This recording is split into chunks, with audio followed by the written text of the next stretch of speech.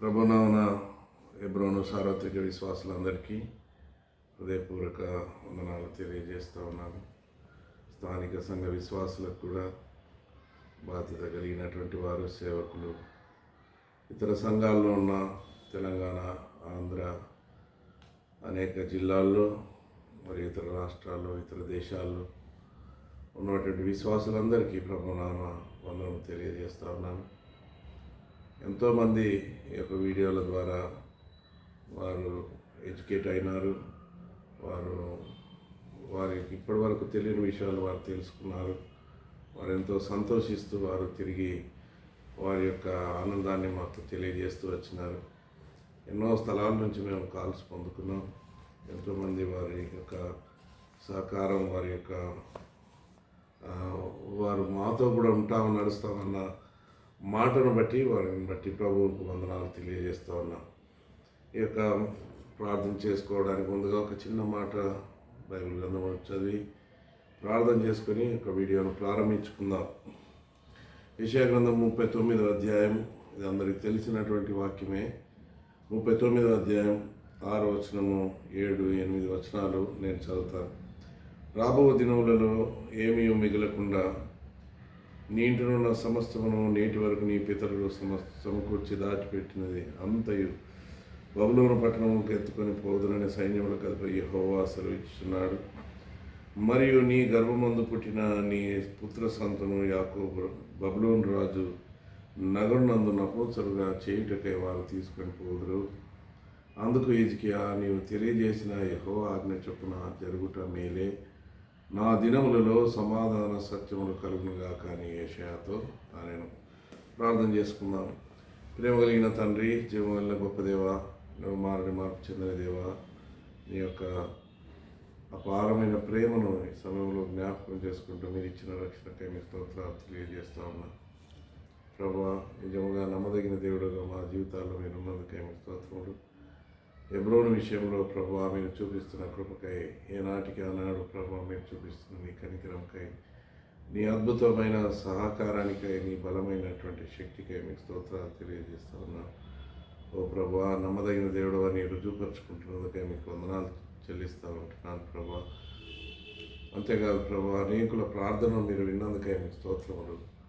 ప్రతిరోజు మీరు మమ్మల్ని ధైర్యపరుస్తూ నడిపిస్తున్నందుకై మీకు స్తోత్రములు. భయంకరమైన పరిస్థితుల్లో ఉన్నాం ప్రభా. నీ దాసుడు భక్సింగ్ గారు చేసినటువంటి పరిచర్యను ప్రభా కొనసాగించడానికి ప్రభా నీ ఆత్మ కలిగిన వారిని మీరే లేపండి. నీ యొక్క మందిరాన్ని మీరే సిద్ధపరచండి ప్రభా. దుర్మార్గుల యొక్క దుష్టుల యొక్క చేతుల నుంచి మీరు కొద్దిగా విడుదల చేస్తూ వచ్చినందుకై మీకు స్తోత్రం చెల్లిస్తున్నాం. ఇంకా ఉన్న సమస్యలన్నింటినీ మీరు ఎరిగిన దేవుడు జ్ఞాపకం చేసుకోండి ప్రభా.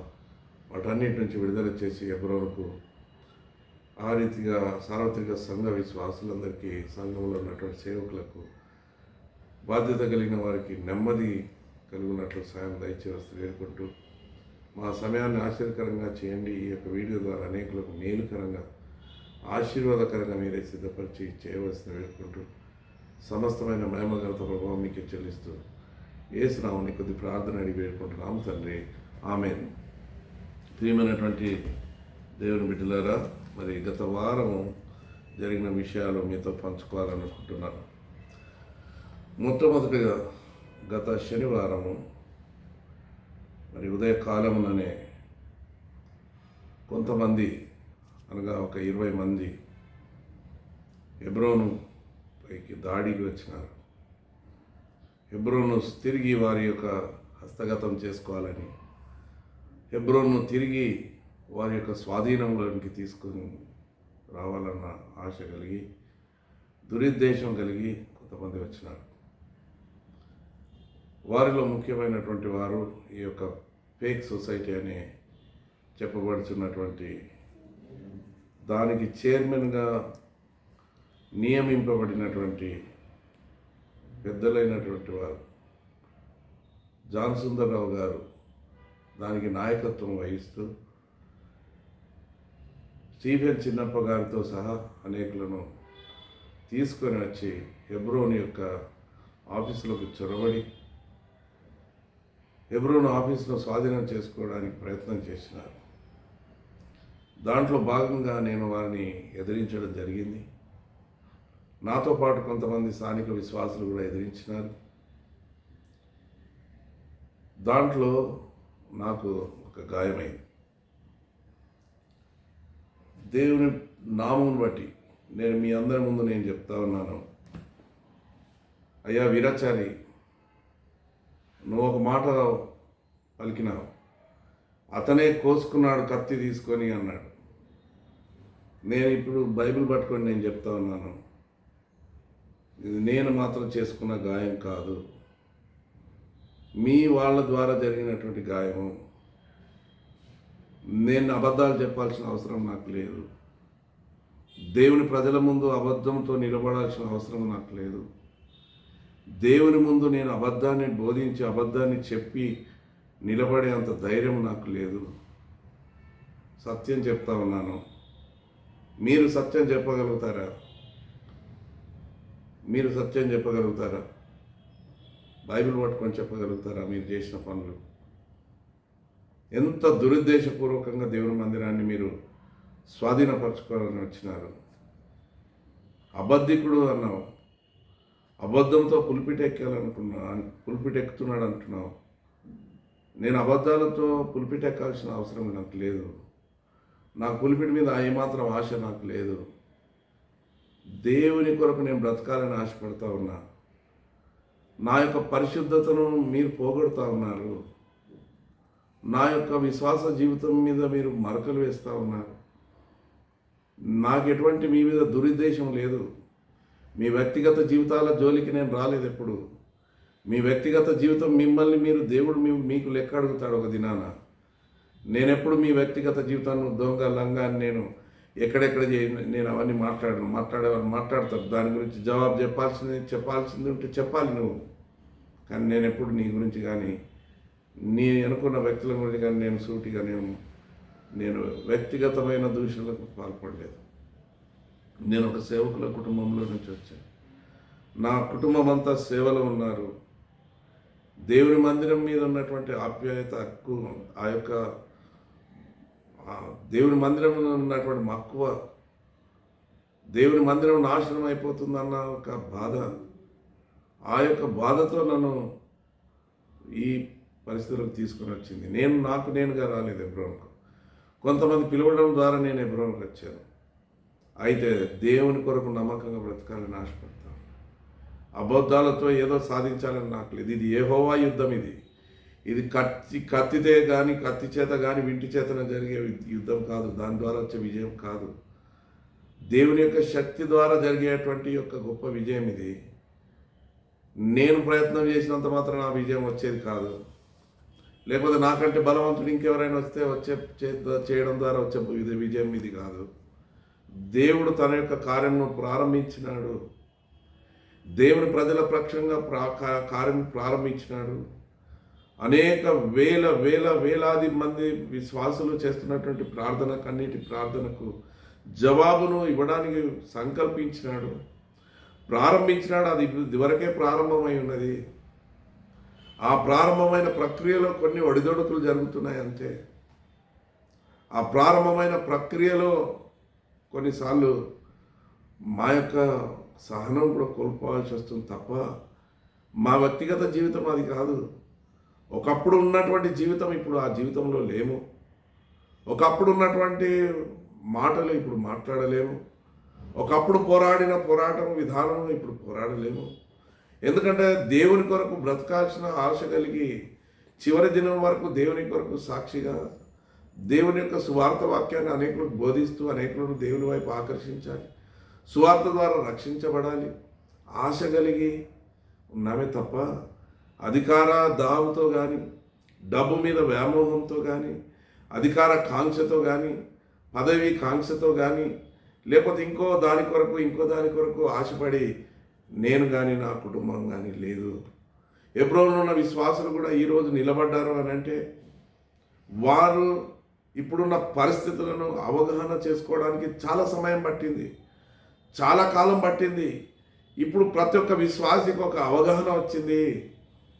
ఇదంతా దుర్మార్గం జరుగుతుంది, మా డబ్బు మా చేతిలో లేకుండా పోతుంది, మా స్థానిక సంఘం యొక్క చేతిలో లేకుండా పోతుంది. ఎక్కడి నుంచో వచ్చినటువంటి వాళ్ళు వచ్చి ట్రస్ట్ అని పేరు చెప్పుకున్నంత మాత్రాన ట్రస్ట్ అధికారంలోనికి వచ్చి అడ్మినిస్ట్రేషన్లోకి వచ్చి డబ్బంతా కోర్టు కేసులకు ఇతర జల్సాలకు వాడడం జరుగుతుంది. సొసైటీ అని ఒక ఫేక్ డాక్యుమెంట్స్ తోటి భక్సింగ్ గారి యొక్క నంబర్ వేసుకొని ఒక ఫేక్ డాక్యుమెంట్స్ తోటి సృష్టించబడినటువంటి సొసైటీ ఈ రోజు కూడా చట్టంలో ఎటువంటి ఏ కోర్టులో కానీ ధృవీకరించబడినటువంటి fake society, fake trust, OS number 999లో ట్రస్ట్ లేదు, సొసైటీ లేదని క్లియర్గా చెప్పబడినటువంటి జడ్జిమెంట్ ఉన్నప్పటికీ మీ యొక్క మనసులు మారకుండా ఇంకా దాడి చేస్తూ, ఇంకా హెబ్రోన్పై దాడి చేస్తూ, వ్యాపార లక్షణాలతో, వ్యాపారం కోసం లాభాపేక్షతో ఇంకా క్యాలెండర్లు అమ్ముకోవాలి, ఇంకా దోపిడీకి గురి కావాలి. ఆఫీసులో కూర్చొని ల్యాండ్ లైన్ నుంచి ఫోన్లు కొడితే టపటప పైసలు రాలుతాయి, ల్యాండ్ లైన్తో ట్రాన్స్ఫర్లు చేస్తే టపటప పైసలు రాలుతాయి. ల్యాండ్ లైన్లతోటి నువ్వు అక్కడి నుంచి వెకేట్ చేయాలని అక్కడున్న పెద్దల్ని రెచ్చగొట్టి అక్కడున్న సేవకునికి వేరే తిరుగుబాటు చేపించి దాని ద్వారా పైసలు వాళ్ళకి హ్యాండ్ ఓవర్ చేపించి ఆ ఖజానాల నుంచి డబ్బులు. మొన్న ఒక వీడియో చేస్తూ అన్నావు, ఇంకా వీడియోలు చేయొద్దండి నేను అన్నావు, మళ్ళీ ఒక వీడియో చేస్తూ వచ్చినావు. ఆ వీడియోలో చివరి మాట ఏమని మాట్లాడినావు, మీకు కావాలంటే ట్రస్ట్ సొసైటీకి కాకుండా మీకే డబ్బులు హ్యాండ్ ఓవర్ చేసేస్తాం అని అంటే అంత అవగాహన రాహిత్యమైనటువంటి పరిస్థితులు లేదు ఇప్పుడు. హెబ్రోను స్థానిక సంఘ విశ్వాసులు బాధ్యత కలిగిన వాడు గమనించాలి.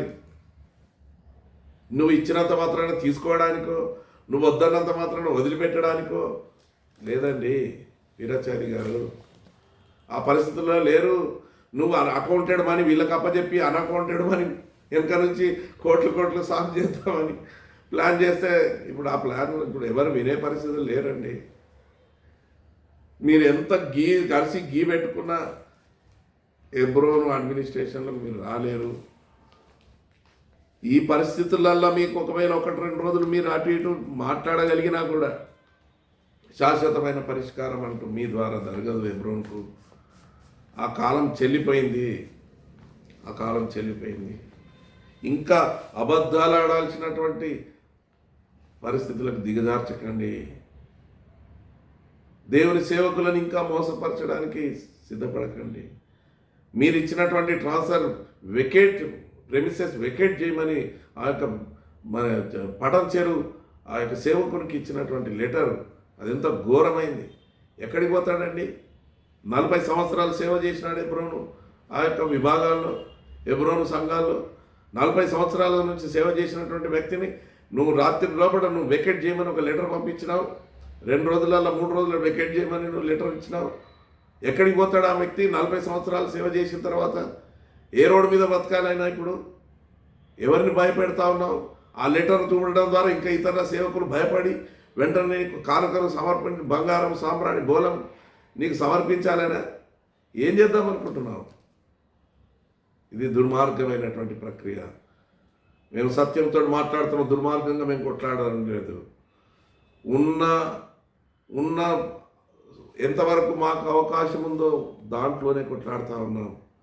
అంతేగాని అబద్ధాన్ని వక్రీకరించడం ద్వారానో లేకపోతే ఇంకో దాన్ని చేయడం ద్వారానో మేము చేయడం లేదు.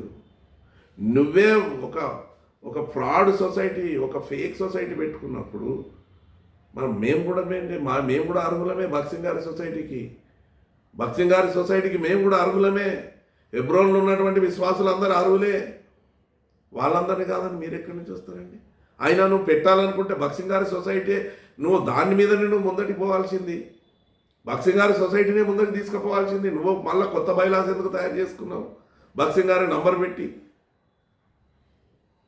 భక్సింగ్ అంకుల్ నంబర్ వేసుకొని నువ్వు కొత్త సొసైటీ నువ్వు ఎందుకు పెట్టుకోవాల్సి వచ్చింది? ఆ నంబర్ యూజ్ చేసుకుంటూ దాని బైలాస్ను మార్చుకున్నావు.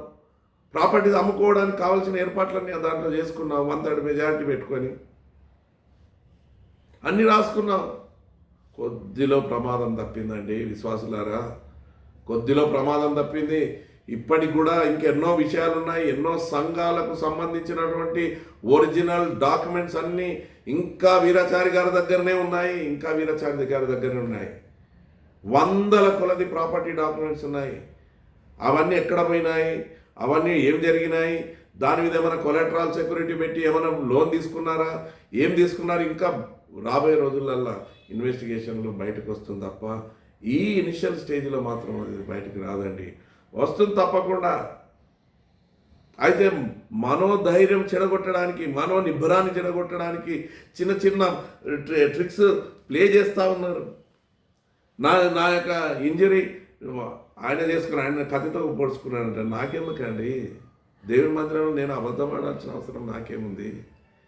ఇది కత్తితో 2 ఇంచులు, దాదాపు 1.5 ఇంచ్ పైన తెగింది. ఇది ఆ రక్తం అందరి మీద, ఆఫీసులోనే అందరి బట్టల మీద పడింది, ఆ షర్ట్ల మీద పడింది, ఆ మత్తయ్య మీద పడ్డది, ఇంకా వేరే వాళ్ళ షర్ట్ల మీద పడి, నా షర్ట్ మీద. నేను కిచెన్లో పోయి నీళ్ళు దాగి వచ్చిన తర్వాత ఒక బాబు చూసి, అంకుల్ మీకు రక్తం గారుతుంది అని అంటే అప్పుడు నేను చూసుకున్నాను. ఇది మాత్రం వాస్తవం అండి. విశ్వాసులారా, అబద్ధాలు చెప్పినంత మాత్రాన నేను అబద్ధకుని ఏం కాదు. నేను దేవుని ప్రజల ముందు నిలబడ్డాను, అది పరిశుద్ధమైనటువంటి మందిరంలో నిలబడ్డాను. ఇట్లాంటి ట్రిక్కీస్, నేను ఇట్లాంటి నాటకాలు ప్లే చేయడానికి నా మనసు ఏమాత్రం అంగీకరించదు.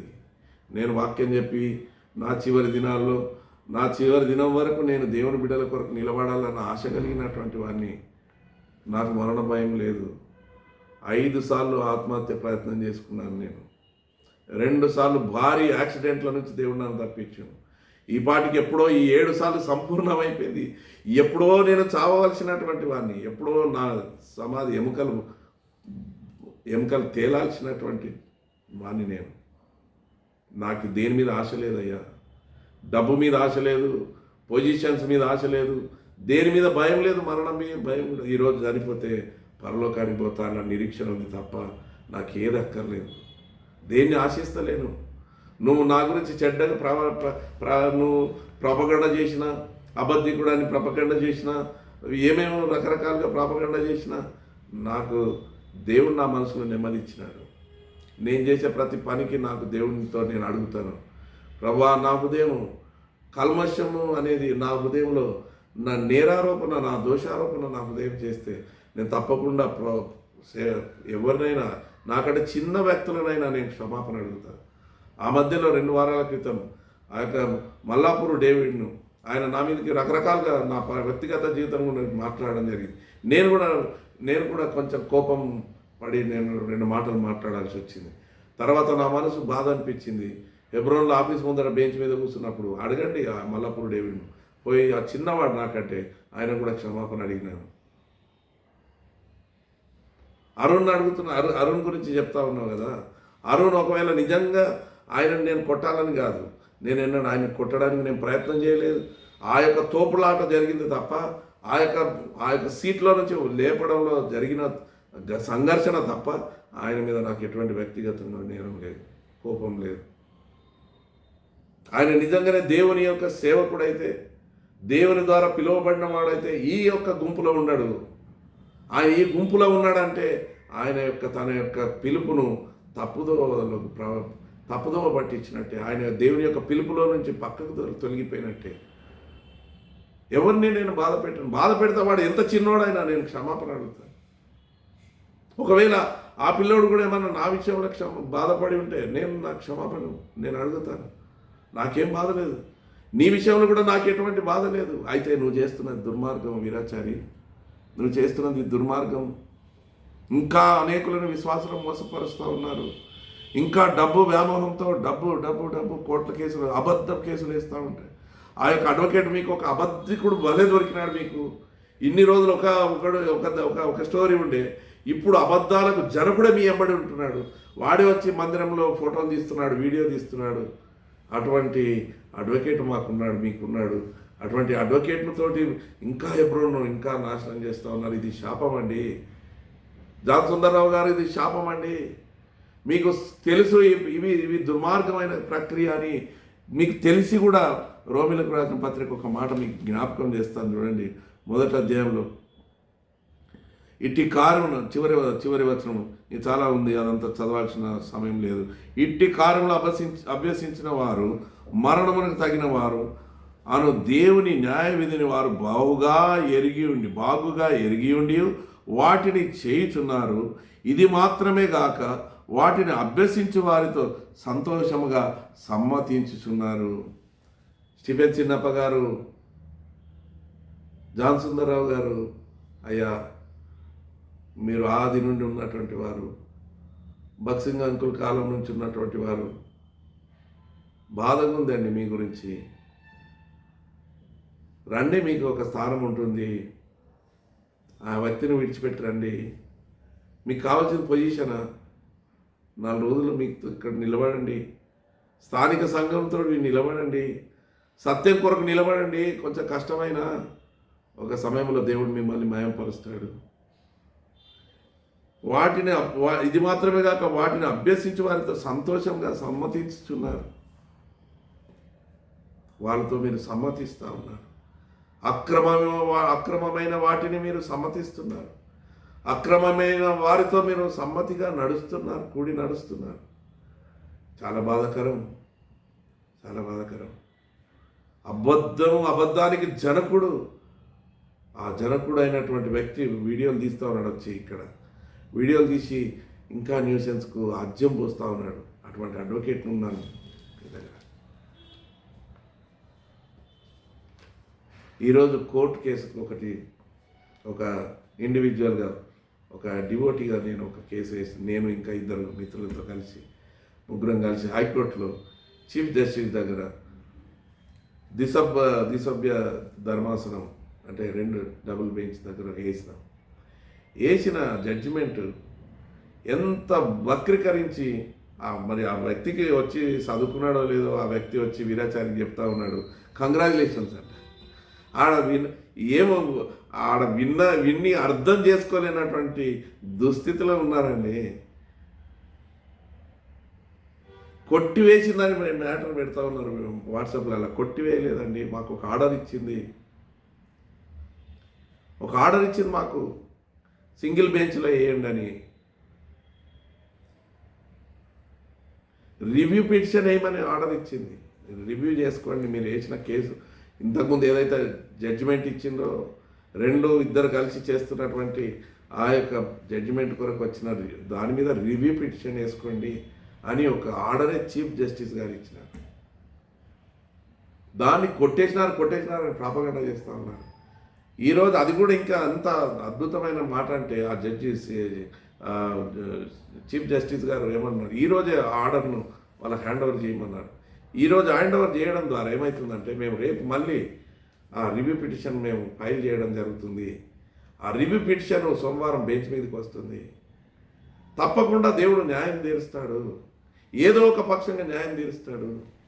ఎన్నో రకాలుగా ఉన్నాయి. ఒక దాంట్లో పోయినా ఇంకో దాంట్లో వస్తాను, అది 100% గ్యారంటీ. దీన్ని వచ్చినంత మాత్రాన, ఇది పోయినంత మాత్రాన నష్టం జరిగేది ఏం లేదు. మీకు మాత్రం జడ్జిమెంట్ లేదు కదా, మీకు మాత్రం సరైన బాడీ లేదు. ఫేక్ బాడీ మీద, ఫేక్ సొసైటీ, ఫేక్ ట్రస్ట్ మీద మీరు ఒక ఆర్డర్స్ తెచ్చుకున్నారు. వాటన్నిటికీ ఇంకా మేము ఫుల్ స్టాప్ పెడతాం. అది కొంచెం ఆలస్యం అవుతుండొచ్చు, అన్నిటికీ ఫుల్ స్టాప్ జరుగుతుంది. అవి శాశ్వతమైనవి కావు. విశ్వాసులారా, సేవకులారా, నమ్మకండి. ఇంకా నిన్న అదోనిలో మీటింగ్ అయింది, సేవకుల మీటింగ్. ఎంతమంది వచ్చారండి? ఎంతమంది వచ్చారు? 31 మంది. ఇక్కడి నుంచి పోయిన వాళ్ళతో సహా హెబ్రో నుంచి పెద్ద వ్యాన్ తీసుకొని పోతే దాంట్లో అందరు కలిపితే 31 మంది. ఆ మీటింగ్ దేని కొరకు పెట్టినారు? క్యాలెండర్లు అమ్ముకోవడానికి, మోటార్ కార్డులు అమ్ముకోవడానికి, అంతే కదా. ఈ సమయంలో ఎవడన్నా సేవకుల మీటింగ్ పెడతాడా? క్రిస్మస్ ఏమని తలనొప్పులు ఆడికే ఉంటే మీరు వ్యాపారం చేసుకోవడానికి ఊరూరా తిరుగుతూ ఉన్నారండి. మీ వ్యాపార ధోరణి, మీకు వ్యాపారం చేయాల్సినటువంటి ఆ ఆశ బాగా ఉంది కనుక మీరు తిరుగుతూ ఉన్నారు, ఊరూరు తిరుగుతూ ఉన్నారు. ఆయన ఎంత ఘోరమైనటువంటి అవమానం అంటే అసలు దాన్ని బట్టి మీకు అర్థమవుతలేదా? జాన్ సుందర్రావు గారు, స్టీఫెన్ చిన్నప్ప గారు, దాన్ని బట్టి అర్థమవుతలేదా? 31 మంది ఇంత ఆడంబరం వేసి బ్యాండ్ బజాయి మేళ తాళాలు వేసినా కూడా 31 మంది వచ్చినారు. ఆ 31 మందిలో ఏం ఆనందం ఉంది మీకు? ఆ 31 మంది ద్వారా ఎంత అట్టర్ ఫెయిల్యూర్ కాదా? అట్టర్ ఫ్లాప్ కాదా? ఇంకా దేనికోసం అండి? ఎంతకాలం అండి దేవుని సంఘాన్ని హింసిస్తారు? మీ యూనిటీ ఇంతవరకు ఇంకా నాశనానికి కారణమవుతుంది. బీదర్ దేవదాస్ గారు అయ్యా మీరు నిజంగా ఎంతో దేవుడిచ్చిన వాక్యం మీ దగ్గర ఉంది. విద్యాధరరావు గారు మీరు కూడా దేవుడిచ్చిన వాక్యం మీ దగ్గర ఉంది. దేని కొరకు మీ యూనిటీ సంఘాన్ని నాశనం చేయడానికే ఉపయోగపడుతుంది తప్ప దేనికి ఉపయోగపడదండి. ఆ యొక్క అక్రమం చేసే వారి దగ్గర మీరు తొలగిపోండి. యెహోవా సేవోపకరణములు మోయివారలారా మీరు తొలగిపోండి. మీకు విశ్వాసికి పొత్తెక్కడ? క్రీస్తుకు బెలియాలకు పోలేకపోతే ఎక్కడ? పాలెక్కడిది? ఎవరితో మీరు స్నేహం చేస్తూ ఉన్నారు? మీ యూనిటీ దేని కొరకు? అయ్యా ఎఫ్సిఎస్ పీటర్ గారు, ఇక్కడ ఇమడలేక మరి ఏడు ఆత్మలను ఆశ్రయించినాం. మందిరం నాశనం అవుతా ఉంది. మీ యొక్క పట్టుదల, మొండి పట్టుదలతోటి కొట్లాటలు ఎక్కువ అవుతూ ఉన్నాయి, అవమానం ఎక్కువైతా ఉంది, సంఘాల్లో ఇంకా అశాంతి ఉంది. ప్రపంచంలో ఎక్కడ చూసినా ఎబ్రోన్ అనే మాటకు ఎంతో అవమానకరంగా మారిందండి. విడిచేయండి, మీ మొండి పట్టుదలలు విడిచేయండి, మీ యొక్క ఉద్దేశాలు మార్చుకోండి. మీ స్థానాలు మీకు ఉంటాయి, మీ స్థానాలు మీకు ఎక్కడికి పోవు. దేవుని కొరకు తగ్గించుకొని రండి, దేవుని కొరకు తగ్గించుకొని రండి. మీ స్థానాలకు ఎటువంటి డోకా ఉండదు. దేవుడు హెచ్చించాలనుకుంటే గొర్రెల దొడ్డిలో నుండి దావీదుని హెచ్చించినట్టు దావీదుని హెచ్చించగలడు. పాడుపడ్డ బావిలో వేయబడినటువంటి యోసేపును ఏ విధంగా హెచ్చించి ఆ యొక్క ఐగుప్తు అంతటి మీద రాజుగా నియమించినాడు, ఆ విధంగా నియమించగలడు. దేవుని కొరకు తగ్గించుకోండి.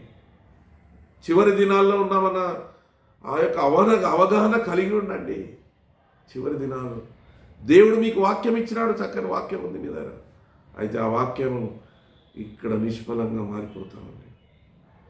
దేవుని యొక్క ప్రజలకు ఉపయోగకరంగా మారే పరిస్థితుల్లో లేదు. విభజనలకు కారణమవుతూ ఉన్నాయి. దేవుని ప్రజల కొరకు ఏకమైదాం. స్థానిక సంఘం లేకుండా ఎక్కడ కూడా ఒక సంఘం స్థాపించబడదు. స్థానిక విశ్వాసులు లేకుండా ఎక్కడ ఒక మందిరం కట్టబడదు.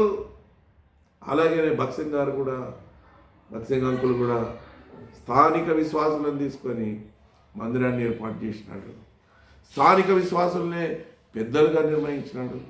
అగస్టిన్ అంకుల్ కానీ, జిటి బెంజమిన్ అంకుల్ కానీ, సిడి బెంజమిన్ అంకుల్ కానీ, దాసన్ అంకుల్ కానీ, దొరైరాజు గారిని కానీ, ఆశీర్వాదం కానీ, వీళ్ళందరినీ స్థానిక వాళ్లకు బాధ్యతలు ఇచ్చినాడు. ఎక్కడ వాళ్ళకు బాధ్యతలు ఇవ్వలేదు. చెన్నై నుంచి తీసుకొచ్చి ఇక్కడ బాధ్యతలు మీరు ఎలగబెట్టండి అని ఎక్కడ చెప్పలేదు. అట్లా లోకల్ అనే మాటకు స్థానికత, లోకల్ దాన్ని ఎంత నాశనం చేయాలో అంత నాశనం చేస్తూ ఉన్నారు. లోకల్ అనేది కాదు, అది స్థానికులకు ఉండాల్సినటువంటి బాధ్యత, స్థానికులకు ఉండాల్సినటువంటి గౌరవం, స్థానికుల మధ్యలో ఉండాల్సినటువంటి డబ్బు, స్థానికులు డెవలప్ చేసుకోవాల్సినటువంటి బాధ్యత, స్థానికులు దేవుని మందిరాన్ని నిలబెట్టుకోవాలి. ఆ తర్వాత మాత్రమే యూనివర్సల్ చర్చ్. ఎన్నో మందిరాలు దీని మీద ఆధారపడి ఉన్నాయి. ఎన్నో స్థలాల్లో సొసైటీ పేరు మీద రిజిస్ట్రేషన్ చేయబడి ఉన్న మందిరాలు ఉన్నాయి. వాటన్నీ వదిలిపెట్టుకుంటారనుకున్నారా? అంత బుద్ధిహీనంగా ఉన్నారనుకుంటున్నారా? కాదండి.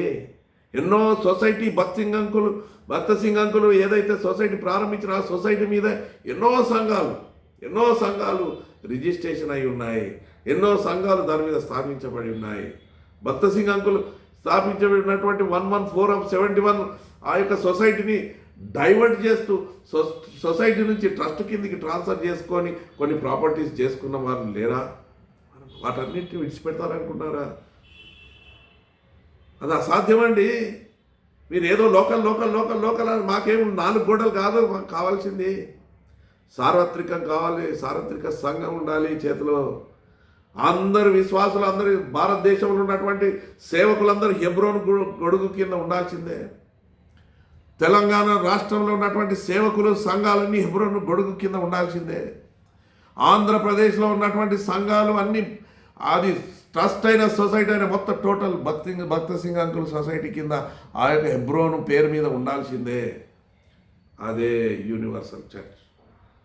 ఏదో దానికి టైటిల్ మార్చి ఇక వీళ్ళు లోకల్ అంటున్నారు, మేము నాన్ లోకలు, మేము వీళ్ళు లోకల్ అనుకుంటున్నారు, మేము సార్వత్రిక సంఘము కాదు. అంతగా చిన్న భాషను మీరు అర్థం చేసుకోలేకపోతున్నారు.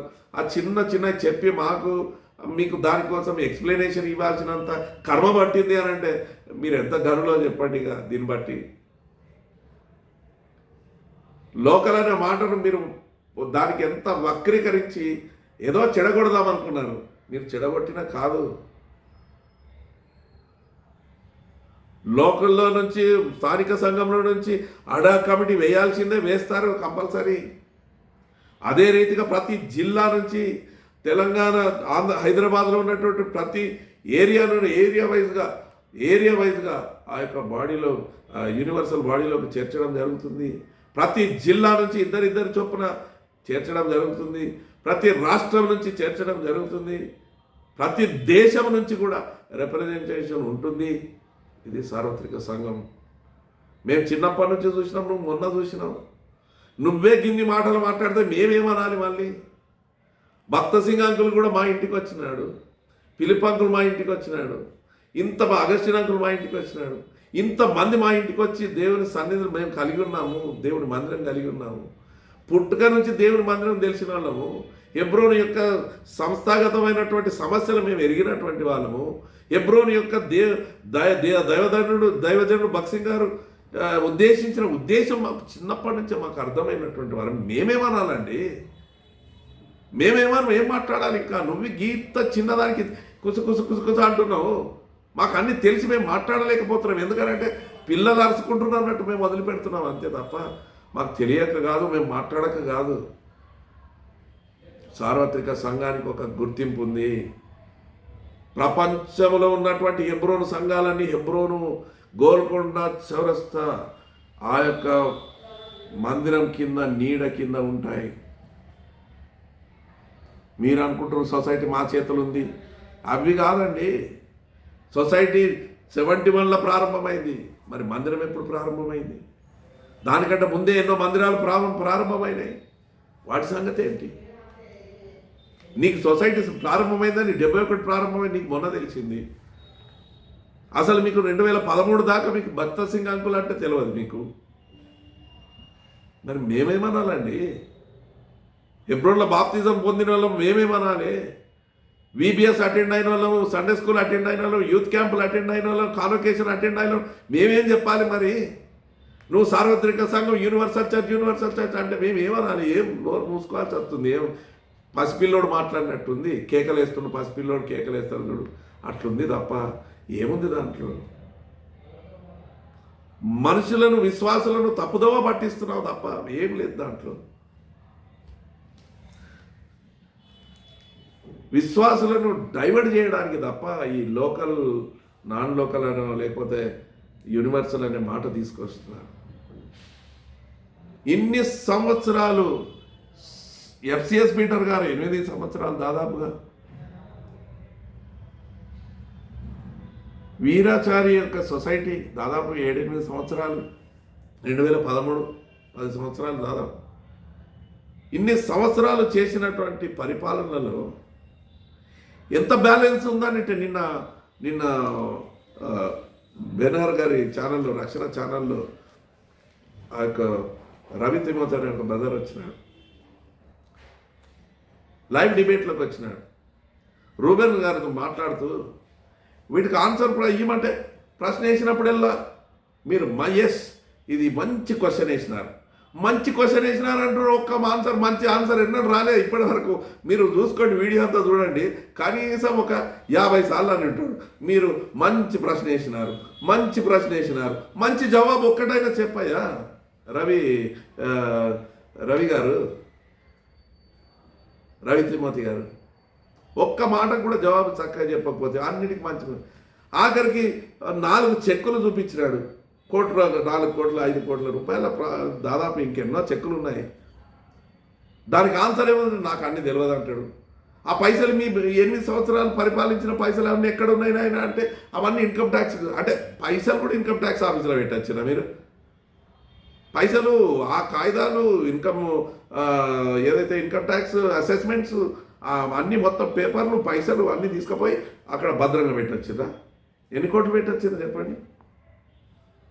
4 నెలల 3.5 నెలల మాకు అంత డబ్బు జమ అయితే మరి మీరు ఎంత డబ్బు జమ చేయాలి? ఏమనంటే వీడో ఫండ్ మీరు ఇవ్వలేదంట. మీరు ఏడియనిచ్చేటట్టున్నారాయా? ఏడ నిద్రపోనిచ్చేటట్టున్నారు.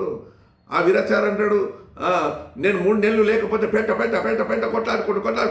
ఏడ కొట్లాడతారు మరి నీ మనుషులందరూ వచ్చి ఎవడో ఒకడు పుల్ల పెడతారు, కొట్లాడరా? ఎఫ్సిఎస్ పీటర్ పక్కనే ఉండే బాల్యం లేకుండే, కొట్లాడరా? ఆయన పోయిన తర్వాత ఇంకొని వచ్చి తీసుకొచ్చి కూర్చున్న పెడితే ఆడు కొట్లాడిపోయా. ఒక అర్ధగంటకు వచ్చి కూర్చున్నాడు, ఫోటో దిగి కొట్లాడే. మళ్ళీ మొన్న గ్యాంగ్ను పంపించి మళ్ళీ నేను నెమ్మది ఏడుంచినావు. ఈ 3 నెలల్లో 4 నెలలు నువ్వు 2 రోజులలో 2 నెలలు అయితే అబ్స్కాండింగ్లు ఉన్నావు. 1.5 మంత్. ఈ 1.5 మంత్ ఇది జరుగుతుంది. 1.5 మంత్లో ఏడ నెమ్మదిగా ఉంచినావు చెప్పు? నేను లేకపోతే వీళ్ళు చేయలేరు, నేను ఒక్కడిని అడ్మినిస్ట్రేటర్ అంటే గేట్లకు తాళాలు వేయడం అడ్మినిస్ట్రేషనా? మేము వేయలేకనా? వేయచ్చా? ఏమంటారా? వేయలేకనా? గేట్లకు తాళాలు వేసి చూపి లోపల మీలాగా అన్ని ఎలిమెంట్స్ అంతా రౌడీ ఎలిమెంట్స్ పెట్టాలా? పెట్టమంటారా? అట్లా పెట్టలేమండి. అది దేవుని మందిరం అండి. దేవుని మందిర పరిశుద్ధతను కాపాడాలి బాబు. దేవుని మందిర పరిశుద్ధతను కాపాడుతున్నాం మేము. రౌడీ ఎలిమెంట్స్ తీసుకొచ్చి మొత్తం ఎక్కడక్కడ చీకట్లు చేసి మొత్తం అన్నీ ఆపి మీలాగా వచ్చిన దొరికి కొట్టినట్టు మేము కొట్టమంటారా? సీసీ కెమెరాలు లేని ప్లేస్లో తీసుకుపోయి కొట్టినట్టు మేము కొట్టమంటారా? ఏంటండి అది? కరెక్ట్ కాదు. మేము రౌడీ పనులు చేయడం లేదు, దుర్మార్గమైన పనులు చేయడం. వస్తే నీకు వస్తుండొచ్చు, కేదు పోతే మళ్ళీ పోతుండొచ్చు. మేము మళ్ళీ 4 రోజుల తర్వాత వస్తాం, మాకేం బాధ లేదు. దాని కొరకు మేము క్రమం తప్పాల్సిన అవసరం లేదు, నీతి తప్పాల్సిన అవసరం లేదు, దానికోసం పెండ తినాల్సినంత అవసరం మాకు లేదు. నీ చుట్టూన్న వాళ్ళు పెండ తిన్నా మాకు గతి పట్టలేదు. మేము తినమండి అట్లా పెండ తినం మేము. దేవుడే ఇస్తాడు, ఇచ్చే టైంకి ఇస్తాడు. మాకున్నది, ఆ ధైర్యం ఉంది. దేవుని మందిరం కాపాడాలని దేవుడు నిర్ణయం చేసుకుంటే నువ్వైనా నేనైనా ఆపడానికి ఎవరు? నీ శక్తి నా శక్తి దేని మీదకి పనికి వస్తుందండి? దేనికి? మన జ్ఞానం మన తెలివి దేనికి పనికిరాదు. దేవుడు కాపాడాలని నిర్ణయించుకున్నాడు హెబ్రోన్ను. దేవుడు తన ప్రజల యొక్క ప్రార్థనలు విన్నాడు. దేవుని ప్రజలు కోరుకుంటున్నది ఏంటి అనంటే ఇంతకుముందు చదివిన వాక్య భాగం ఏంటి? 39వ యెషయా గ్రంథంలో మొత్తం నాశనం అయిపోయినా కూడా ఏమంటున్నా యెషయా గ్రంథకర్త ఏమంటున్నాడు తెలుసా? అలాగూ జరుగుట క్షేమమే, మంచిదే. అయితే నా దినములో సమాధాన సంతోషము కలుగునుగాక. మేము కోరుతున్నది అదే అయ్యా. నేను నా కుటుంబం కోరుతుంది అదే. మా దినాల్లో పూర్వపు దినాలను చూడాలని ఆశపడుతున్నాము. మా దినాల్లో సమాధానం కలిగి ఉండాలని కోరుతుంటున్నాం. మా దినాల్లో దేవుని మందిరంలో ఆత్మీయత పెంపొందించబడాలని కోరుతున్నాం. మా దినాల్లో దేవుని యొక్క మహిమను, పూర్వం చూసిన మహిమను మేము తిరిగి చూడాలని ఆశపడతాము. మా దినాల్లో జరిగినటువంటి ఆ పరిచర్య, ఆదివారం కనీసం చుట్టూ తిరిగి సువార్త చేసే పరిచర్య ఉండేది. తిరిగి అది ప్రారంభించాలని ఆశపడతాను. ఎన్నో స్థలాల్లో సువార్త జరగాలి అని కోరుకుంటా ఉన్నాం. దేవుని మందిరంలో ఎన్నో మీటింగ్స్ ద్వారా అనేకుల రివైవల్ రావాలని కోరుకుంటా ఉన్నాం. వ్యాపారం చేయాలని కోరుకోవడం లేదండి. వ్యాపారం కోసం మేము ఆశ లేదు మాకు. కానీ ఇది చాలా బాధాకరం. దేవుని మందిరాన్ని నెమ్మది లేకుండా చేయడము, దేవుని మందిరాన్ని డిస్టర్బ్ చేయడానికి కారకులైనటువంటి వారు ప్రతి ఒక్కరు దేవుని యొక్క ఉగ్రతకు లెక్క ఉంటుంది. అది ఎవరైనా పర్వాలేదు, అది వాళ్ళ లెక్క ఖచ్చితంగా దేవుని దగ్గర. సమాధానంగా దేవుని యొక్క మందిరం నడిపించడానికి వారు అవకాశం ఇవ్వడం లేదు. దేవుని మందిరము నెమ్మదిగా ఉండడానికి దేవుడు అవకాశం ఇవ్వడం లేదు. కనుక అయ్యా వీరాచారి గారు, మీతో ఉన్నటువంటి వారందరికీ నేను చెప్తా ఉన్నా, దేవుని మందిరాన్ని విడుదల చేయండి.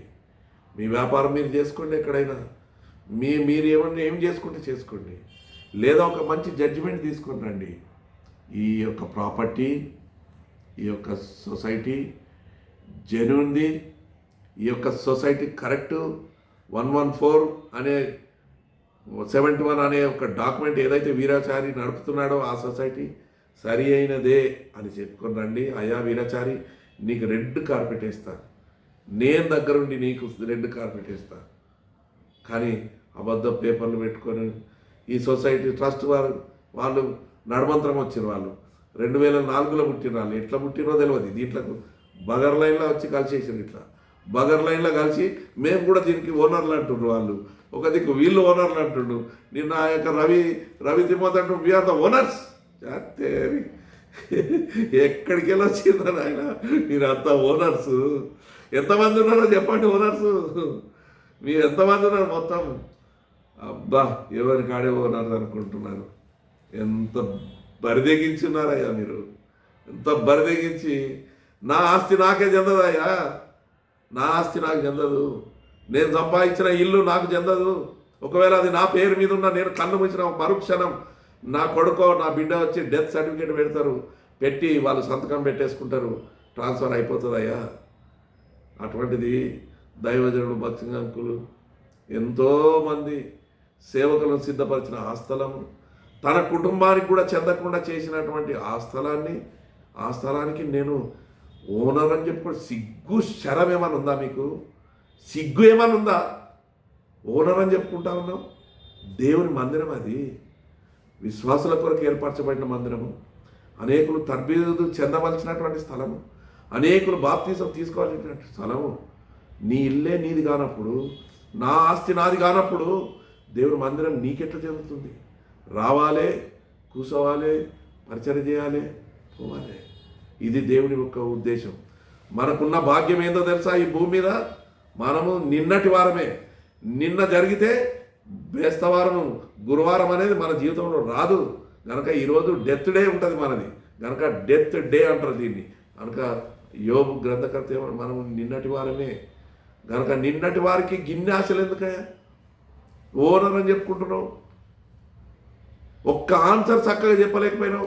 ఎస్, ఇది వెరీ గుడ్ క్వశ్చన్ అంటివి, చాలా బాగా అడిగారు అంటున్నావు, అన్ని బాగా అడిగినావు, మళ్ళీ క్వశ్చన్స్ మళ్ళీ వేసుకోను. నువ్వు వేసిన ఆన్సర్, నువ్వు ఇచ్చిన ఆన్సర్స్, వాళ్ళు అడిగిన క్వశ్చన్స్ ఎంత వ్యత్యాసం ఉన్నాయా? ఎందుకండి డిబేట్లకు వస్తాడు? ఇంకా పరువు తీయడం ఎందుకు? పరువు తీసుకోవద్దండి, మాతోడు కాదని చేతులు ఎత్తేయండి. ఏముంది దాంట్లో? అందరం కలిసిపోదాం, చేసుకోవాలి పరిచర్య. దేవుడు ప్రభు వచ్చేంత వరకు, బ్రతికినంత వరకు దేవుని పరిచర్య చేసుకోవాలి, వదిలిపెట్టిపోవాలి. ఈరోజు పిలుస్తాడో, రేపు పిలుస్తాడో, ఎల్లుండి పిలుస్తాడో, ఎవరిని పిలుస్తాడో తెలియదు. అందరితో సమాధానంగా ఉండాలి, ఎవరికి శత్రుత్వంగా లేకుండా అందరితో సంతోషం సమాధానంతో ఉండడమే దేవుని పరిచర్య. అప్పుడే దేవుని మందిరం ఆశీర్వదించబడుతుంది, అప్పుడే దేవుని మందిరంలో ఉజ్జీవం చూడగలుగుతాం. కడుపు నిండా ద్వేషం, కడుపు నిండా పగ, ఈర్ష, ఒక ఉద్దేశము, నాకు పైసా, నాకు అధికారం, నాకు స్థలము, నాకు రూము, హెబ్రోన్లో ఒక స్థలము, హెబ్రోన్లో ఒక స్థానము, సింహాసనం, సీటు, ఇవి ఉంటే ఎక్కడ సమాధానం వస్తుందండి? ఎంత కాలానికి కూడా సమాధానం రాదు. అందుకే మొత్తం కుర్చీలన్నీ పక్కన జరిపేసాం, కుర్చీలు మొత్తం. దేవుడు ఏదైనా సమాధానం ఇచ్చి మంచి జడ్జిమెంట్, రైట్ జడ్జిమెంట్ వచ్చినాడు, మళ్ళా కూర్చోవచ్చు. ఎక్కడికి పోవు కుర్చీలు, ఎక్కడికి పోవు, ఆ రూమ్ ఎక్కడికి పోదు, ఆ రూమ్ ఎక్కడికి పోదండి. మళ్ళీ వేస్తాము, మళ్ళీ కూర్చోవచ్చు. ఒక ప్రాపర్ జడ్జిమెంట్ తీసుకురండి. దొంగ పేపర్ల మీద జడ్జిమెంట్లు కాదండి, దొంగ పేపర్ల మీద తీసుకొచ్చే జడ్జిమెంట్లు అవి జడ్జిమెంట్ అన్నారు, దాన్ని అవి చీటింగ్ అన్నట్టు అంటారు. మీరు చేసే చీటింగు కోర్టుకు ఇంకా బయలుపడలేదు కనుక, మీరు చేసే చీటింగు కోర్టు ఇంకా ధృవీకరించలేదు కనుక అది మీరు సర్వైవ్ అవుతున్నారు అంతే. మీరేమని చెప్పుకుంటున్నారు? మాకు జడ్జిమెంట్ వచ్చిందని చెప్పుకుంటున్నారు. కోర్టు ఏమి చేస్తుంది? మీరు ఏ పేపర్ వేసినా ఒక వస్తుంది. లోయర్ కోర్టులో మీరు ఏదైనా ఫైల్ చేయండి, ఇస్తారు. హైకోర్టులో ఏదైనా ఉంటే దానికి సంబంధించిన లోకల్ స్టాండ్ ఉంటే ఖచ్చితంగా వస్తుంది. కనుక దాంట్లో ఏముంది? మీరు ఇన్ని రోజులు దొంగ పేపర్లు పెట్టి ఒక స్టాండ్లోకి వచ్చినారు, ఒక ప్లాట్ఫామ్ తయారు చేసుకున్నారు ఇద్దరు. దానికి మీరు ఒక లోకల్ స్టాండ్ తయారు చేసుకున్నారు, మీకు పెడితే వస్తుంది మీకు. మేము ఆ పని చేయడం లేదే, ఆ పని చేయడం లేదు. అయితే దేవుని మహిమ కొరకు చెప్తా ఉన్నా, వాటి పని చేయాలని ఆశ లేదు. అందరూ కలిసి పనిచేయడంలో సంతోషించేవాడిని మొట్టమొదటి వ్యక్తిని నేనే. అయితే దేవుని యొక్క దేవుని యొక్క ముఖ్యమైనటువంటి ఉద్దేశం ఏంటంటే సమాధానం కలిగి ఉండాలి, సమాధానం కలిగి ఉండాలి, సంతోషం ఉండాలి, దేవుని మందిరంలో నెమ్మది ఉండాలి. ఆ విధంగా అయినటువంటి పరిచర్య ఆశీర్వదించబడుతుంది. జగడములకు అవకాశం ఉండదు, అధికార దాహానికి అవకాశం ఉండదు. అధికార దాహమును మనలో నుంచి తీసేసుకోవాలి, డబ్బు యొక్క కాంక్ష తీసేసుకోవాలి, పరువు అనే మాటను పక్కకు పెట్టాలి. దేవుని మందిరంలో తగ్గించుకున్నప్పుడు దేవుడు మనల్ని ఆశీర్వదిస్తాడు. దేవుడి మాటలు దీవించుగాక.